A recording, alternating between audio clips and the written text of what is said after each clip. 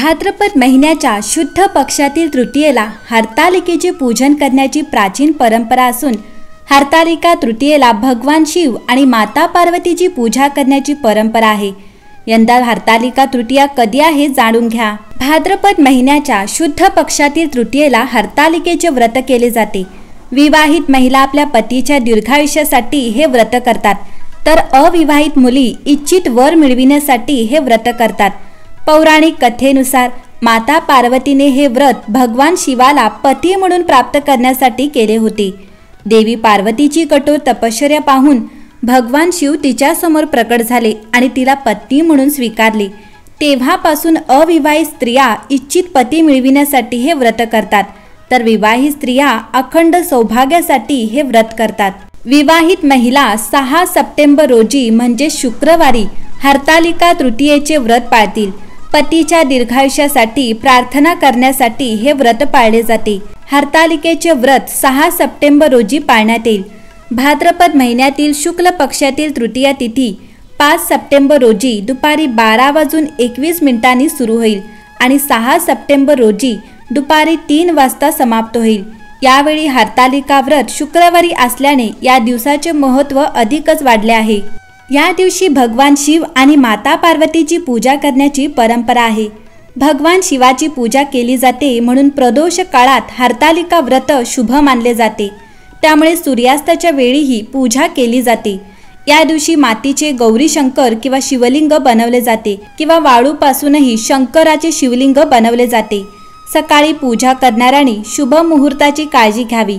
पूजेपूर्वी विवाहित स्त्रिया सौभाग्याचे अलंकार घालून सुंदर तयारी करतात। तसेच वाळू किंवा शुद्ध काळ्या मातीपासून हे शिवलिंग किंवा शिव पार्वती आणि गणेशाची मूर्ती बनवतात।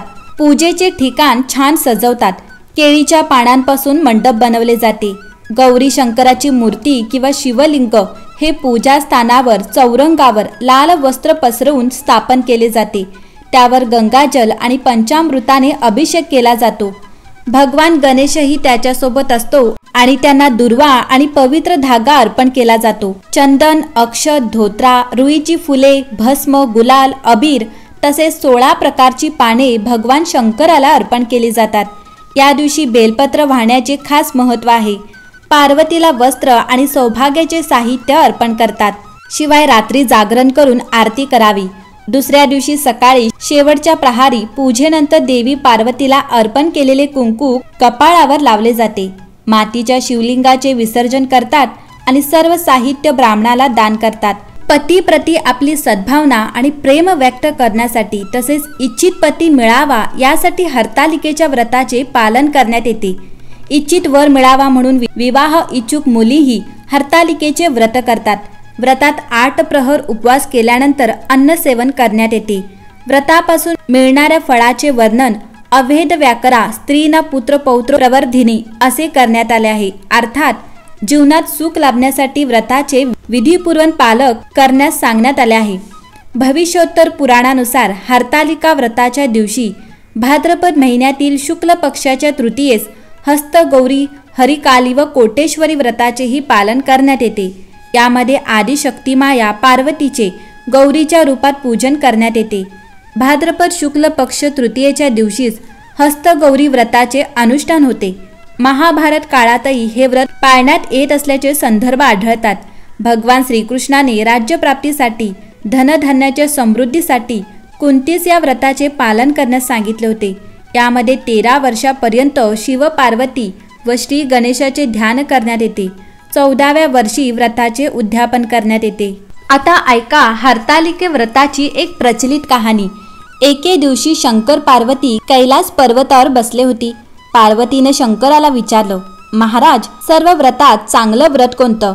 श्रम थोडे आणि फळ पुष्कळ असं एखादं व्रत असलं तर मला सांगा, आणि मी कोणत्या पुण्याईनं आपल्या पदरी पडले हेही मला सांगा। तेव्हा शंकर म्हणाले, जसा नक्षत्रात चंद्र श्रेष्ठ, ग्रहामध्ये सूर्य श्रेष्ठ, 4 वर्णात ब्राह्मण श्रेष्ठ, देवात विष्णू श्रेष्ठ, नद्यांमध्ये गंगा श्रेष्ठ, त्याप्रमाणे हरतालिका हे व्रत सर्वात श्रेष्ठ आहे ते तुला मी सांगतो। तेच तू पूर्वजन्मी हिमालय पर्वतावर केलंस आणि त्याच पुण्याईनं तू मला प्राप्त झालीस ते। हे व्रत भाद्रपद महिन्यातल्या पहिल्या तृतीयेला करावं। तू लहानपणी मी तुला प्राप्त व्हावे म्हणून मोठं तप केलंस. 64 वर्षे तर झाडाची पिकलेली पानं खाऊन होतीस. थंडी, पाऊस, ऊन ही तिन्ही दुःख सहन केलीस. हे तुझे श्रम पाहून तुझ्या वडिलांना फार दुःख झालं आणि अशी कन्या कोणास द्यावी अशी त्याला चिंता पडली. इतक्या तिथं नारद मुनी आले. हिमालयाने त्यांची पूजा व येण्याचं कारण विचारलं तेव्हा नारद म्हणाले, तुझी कन्या उपवर झाली आहे, ती विष्णूला द्यावी. तो तिच्या योग्य नवरा आहे. त्यांनीच मला तुझ्याकडे मागणी करण्यास पाठविलं आहे, म्हणून मी इथे आलो आहे. हे ऐकून हिमालयाला मोठा आनंद झाला. त्यानं ही गोष्ट कबूल केली. नारद नंतर तेथून निघून विष्णूकडे आले. त्यांना ही हकीकत कळवली व आपण निघून दुसरीकडे गेले. नारद गेल्यावर तुझ्या वडिलांनी ती गोष्ट तुला सांगितली. ती गोष्ट तुला रुचली नाही, तू रागवलीस. असं पाहून तुझ्या सखीनं रागवण्याचं कारण विचारलं तेव्हा तू सांगितलंस, महादेवा वाचून मला दुसरा पती करणं नाही असा माझा निश्चय आहे. असं असून माझ्या वडिलांनी मला विष्णूला देण्याचं कबूल केलं आहे. ह्याला काय उपाय करावा? मग तुझ्या सखीनं एका घोर अरण्यात नेलं. तिथं गेल्यावर एक नदी दृष्टीस पडली. जवळच एक गुहा आढळली. त्या गुहेत जाऊन तू उपवास केलास. तिथं माझी लिंग पार्वतीसह स्थापलीस. त्याची पूजा केलीस. तो दिवस भाद्रपद शुद्ध तृतीयेचा होता. रात्री जागरण केलंस. त्या पुण्याईनं इथलं माझं आसन हल्लं. नंतर मी तिथं आलो, तुला दर्शन दिलं आणि वर मागण्यास सांगितलं.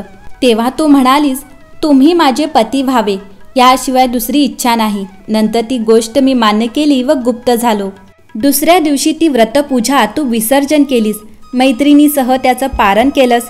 इतक्यात तुझे वडील तिथे आले. त्यानं तुला इकडे पळून येण्याचं कारण विचारलं. मग तू सर्व झालेली हकीकत त्याला सांगितलीस. पुढं त्यानं तुला मला देण्याचं वचन दिलं. तुला घेऊन घरी गेला. मग काही दिवसांनी चांगला मुहूर्त पाहून मला अर्पण केलं. अशी या व्रतानं तुझी इच्छा पूर्ण झाली. याला हरतालिका व्रत असं म्हणतात. याचा विधी असा आहे, मंडळी, ज्या ठिकाणी हे व्रत करायचं असेल त्या ठिकाणी तोरण बांधावं. केळीचे खांब लावून ते स्थळ सुशोभित करावं. पुढं रांगोळी घालून पार्वतीसह महादेवाचं लिंग स्थापन करावं. षोडशोपचारे त्याची पूजा करावी. मनोभावे त्याची प्रार्थना करावी. नंतर ही कहाणी करावी व रात्री जागरण करावं. या व्रतानं प्राणी पापापासून मुक्त होतो. 7 जन्माचं पातक नाहीसं होतं. राज्य मिळतं. स्त्रियांचं सौभाग्य वाढतं. या दिवशी बायकांनी जर काही खाल्लं तर त्या जन्मवंध्या व विधवा होतात असे सांगितले जाते. दारिद्र्य येतं व पुत्रशोक होतो. कहाणी ऐकल्यावर सुवासिनींना यथाशक्ती वाण द्यावं. दुसरे दिवशी उत्तर पूजा करावी आणि व्रताचं विसर्जन करावं. ही 60 उत्तराची कहाणी 5 उत्तरी देव ब्राह्मणांच्या द्वारी गायीचे गोटी पिंपळाच्या पारी सुफळ संपूर्ण.